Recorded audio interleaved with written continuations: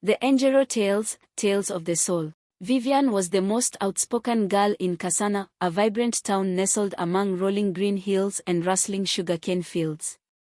At 15, her sharp tongue and mischievous smile often drew laughter, but at a cost. She was feared as much as she was admired for her biting words. She mocked Oliver for his stutter, calling him a broken radio. She ridiculed Mia's tattered uniform, dubbing her a raggedy doll. Even Daniel, who spent nights gazing at the stars and dreaming of becoming an astronomer, was labeled skyful. Vivian thrived on the attention her mockery brought, but the hurt in their eyes didn't bother her until one fateful day.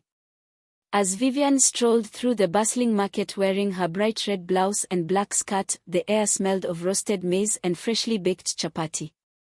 Vendors shouted to attract customers while colorful fabrics fluttered in the breeze. She was mid-taunt, teasing an elderly vendor for his slow speech. When she heard it, a whisper. "Vivian, how cruel you have been." She spun around, but no one was there. The market continued as usual, but Vivian's heart raced.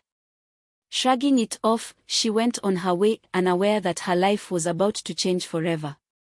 That night, in her humble room with clay walls and a flickering oil lamp, the whispers returned. This time, they were louder and clearer. "Do you feel their pain, Vivian?" She clutched her knees, her breath quickening. The whispers echoed the very words she had spoken to others, twisted and cruel. She closed her eyes tightly, trying to block them out, but they only grew louder. The next morning, her mother, wearing a colorful gomisi, noticed Vivian's pale face as they prepared millet porridge for breakfast. "Are you unwell, my child?" her mother asked. Vivian shook her head and muttered, "It's nothing." But it wasn't nothing. Later that day, as Vivian walked through town, she paused by a shop window. What she saw made her freeze. Her reflection wasn't hers, it sneered cruelly, mimicking the faces she made when mocking others. The reflection moved on its own, mouthing words that she had said to Oliver, Mia, and Daniel. "Broken radio," it hissed. "Raggedy doll. Skyful." Vivian stumbled backward, her heartbeat thundering in her ears. She looked around, but no one else seemed to notice anything unusual. She ran to another reflective surface, a puddle on the ground. The same distorted face stared back at her. Terrified, she ran through the town, avoiding every reflective surface, but the whispers followed. By the time she reached her home, her legs were trembling. "Why is this happening to me?" she cried, but the only answer was her own mocking laughter, echoing from every mirror and window. Haunted by her reflection, Vivian realized she couldn't escape the pain she had caused. She decided to do the one thing she had never done before, apologize. Her first stop was Oliver's home. He was sitting under a mango tree, reading a book aloud to himself to practice speaking. Vivian hesitated, but then she sat beside him. "I'm sorry, Oliver," she said, her voice trembling. "I was wrong to mock you." Oliver looked at her, surprised, and then smiled. "Thank you, Vivian," he said. Next, she visited Mia, who was helping her grandmother with baskets. Vivian handed Mia a new scarf she had bought at the market. "I've been cruel, Mia. Please forgive me," she said.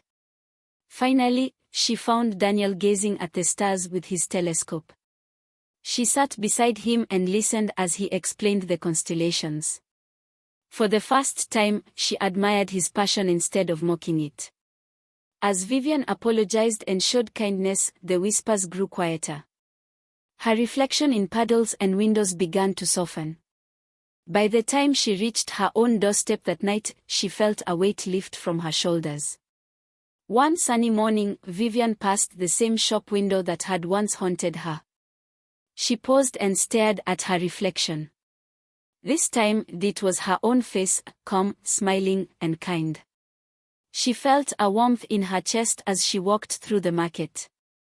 People greeted her with smiles, no longer afraid of her sharp tongue. She had learned that kindness was far more powerful than cruelty. Vivian became known in Kasana not as the girl who mocked others, but as the girl who listened, cared, and uplifted everyone she met. Her journey taught the entire town a lesson about compassion and the power of change. The end.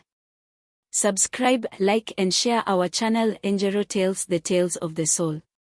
Don't miss an episode as new tales await you every week.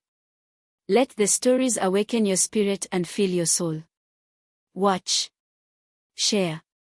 Keep the tales alive. See you again.